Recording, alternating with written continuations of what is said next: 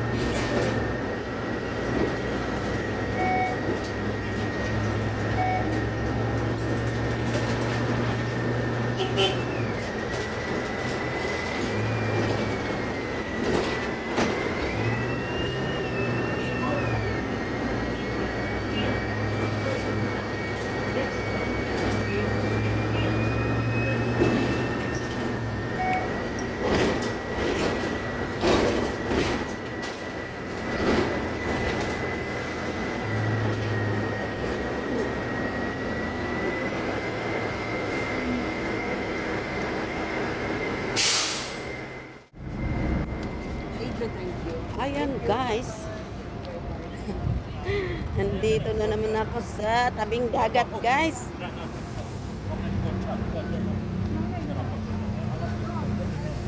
Iniwan ko yung nagpipintura sa bahay. Saglit, sandali lang. Hindi, mga 3 oras at akong mawawala sa bahay guys. Tapos tinimplahan ko na siya ng kape. Yan. So, mag-intro nga pala tayo guys. Magandang umaga, magandang tanghali, at magandang gabi sa inyong lahat. Saan masulok kayo nga sa mundo? Welcome to my vlog. Nandito po ako ngayon sa Marsa Scala. Ayan o. Oh.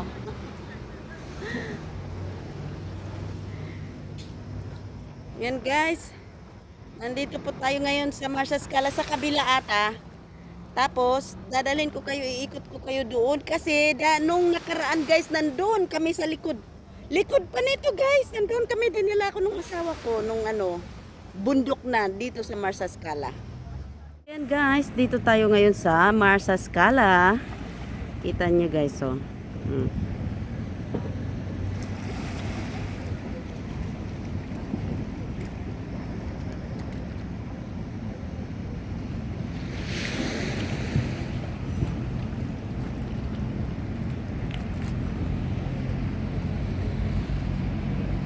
Yan.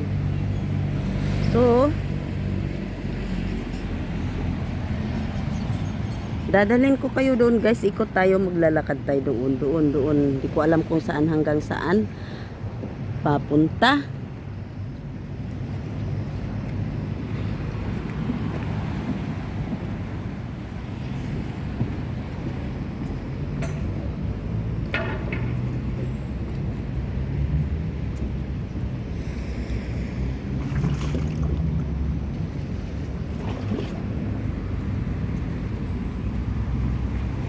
Doon yung playground. Ano palang zero nila dati. Yung dalaga ko ngayon guys, 8 years old siya noon. Dinala ko dito.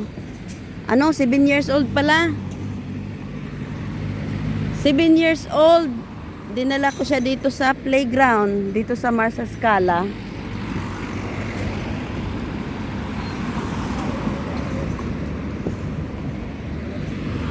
Ang daming tatawid tayo. Yan, makatawid na nga. Ay, meron pang isa. Hindi tayo makatawid, guys. Ayan, pwede na.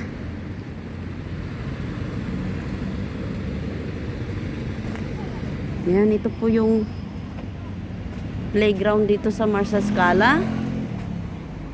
Oh, may bar karaoke pala dyan, guys, oh. May karaoke. Ngayon ko lang nalaman, guys. May karaoke pala dyan. Ayan. So, pwede pala tayong pumunta dyan. Kaya lang kailangan ko ng kasama. Kasi, anong sasakyan ko guys pagdating sa gabi? Wala. Namimiss ko na yung karaoke sa gabi. Nakakawala ng stress pag sumisigaw ka sa loob ng karaoke.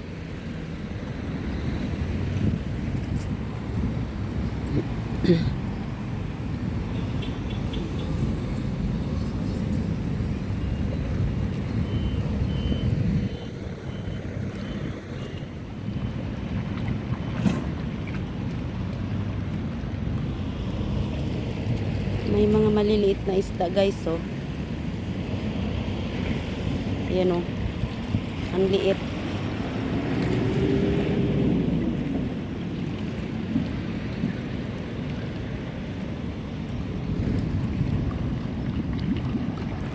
Ang liit.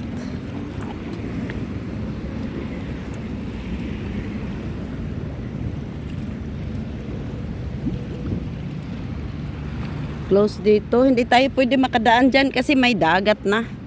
Tsaka close dito siguro.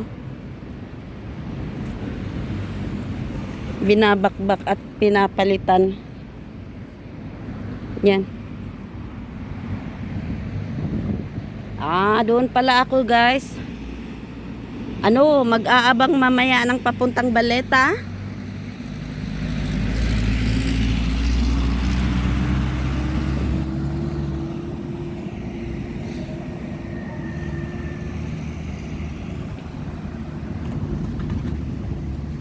Maganda dito guys. As in, maganda.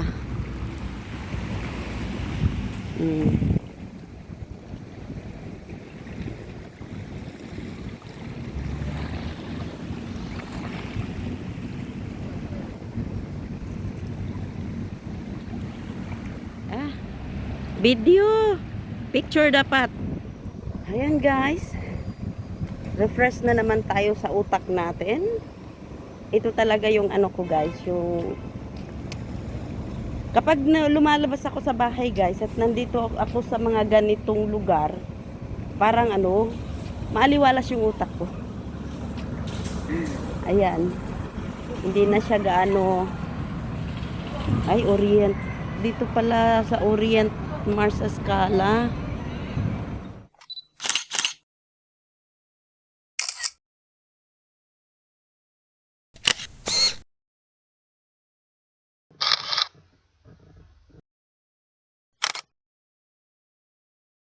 Ito pala yung Orient Market Mars Escala.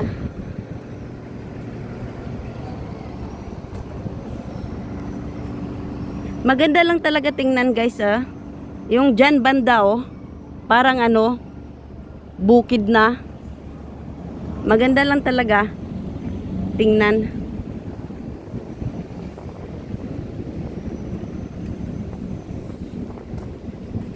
Mga isda guys.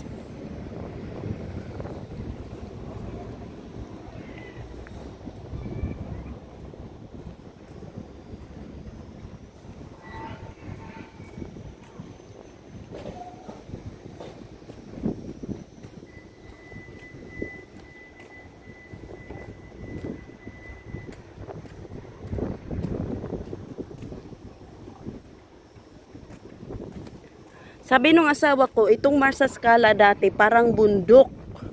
Wala gaanong tao na pumupunta dito kasi parang malayo sa sibilisasyon daw.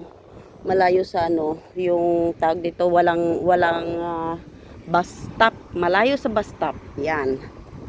Tapos, yung benan ko, sinabihan nung father niya na titira daw dito. Sabi ng biyanan ko, napakalayo daw kasi walang bus. Maglalakad. Tsaka nagkakabayo, may kabayo kasi sila dati. Yun, kabayo ang ginagamit nila. Yun, yung biyanan ko pala, magaling pala yun mga bayo, yung biyanan kong babae. Ngayon ko lang nalaman ng asawa ko. Yan. Tingnan nyo guys, yung mga old nila na ano guys, baruto. Yung buti kung tawag yan sa Pilipinas, buti. Yan. Kasi ito yung ano, yung hindi mo na kailangan ng balanse na kawayan bawat tagiliran kasi malapad na siya guys. Ayan. Kaya hindi siya delikado. Ang delikado yung kagaya sa atin na bangka. Kailangan lagyan ng palikpik bawat tagiliran, lagyan ng kawayan ba para bumalanse. Ito sila hindi na, tingnan mo. Kasi malapad na yung ano nila. Malapad ang pagka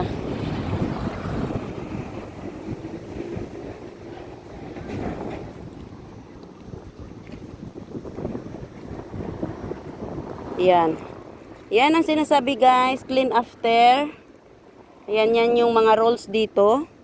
Pero meron talagang tao guys na hindi pa rin, minsan pinapabayaan lang nila. Hindi sila sumusunod.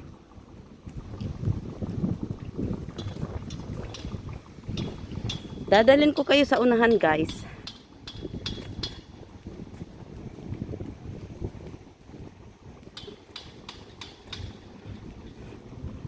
Punta sana ako ng Islima. Kaya lang, iniisip ko kung pupunta ako ng Islima, mag-aano ako, yung tawag dito, bababa pa ako doon sa may Imsida. Sasakay ako papuntang Islima. Tapos bababa uli ako doon pa Islima. Tapos iikot. Gahol na sa oras guys. Kasi kailangan ko makauwi din ng ano, maaga. Kasi nga yung nagpipintura sa bahay, nagbabakbak pa lang naman. Binabakbak pa niya. Tsaka hindi ko pa na, ba to? Pasensya na kayo sa video ko guys kasi pinalapitan ko eh.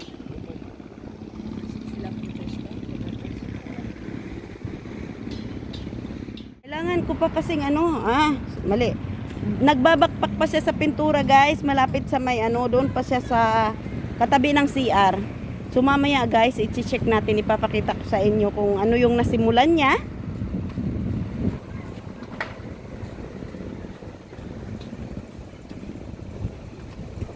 Kapag hindi talaga ako makalabas sa bahay guys, parang kakaiba sa pakiramdam. Parang ang sikip ng mundo ko. Yan. Kaya lumalabas talaga ako guys, lumalabas. Lalo na ngayon wala yung asawa ko. Tapos mamaya, yung bagong Pinay, darating mamayang hapon. Ang dating ng Emirates ay alas 2:30.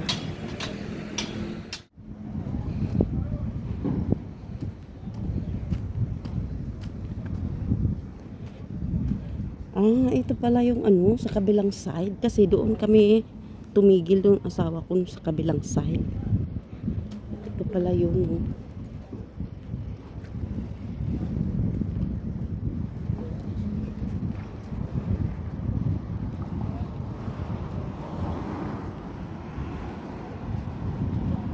ang ganda naman ng guys, itong bahay na ito. Yan Gustong gusto ko yung sa harap ng dagat guys. Tumira. Kaya lang ayaw nung asawa ko.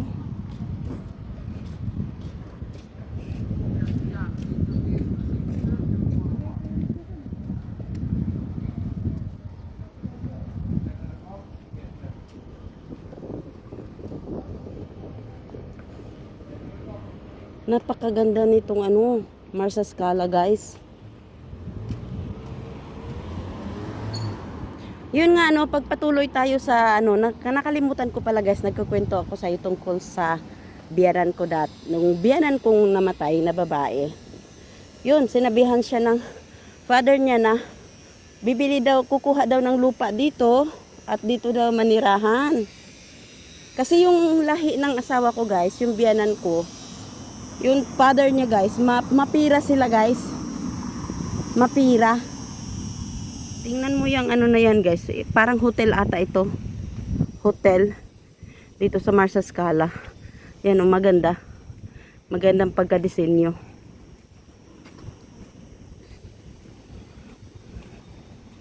Yan nakalimutan ko na.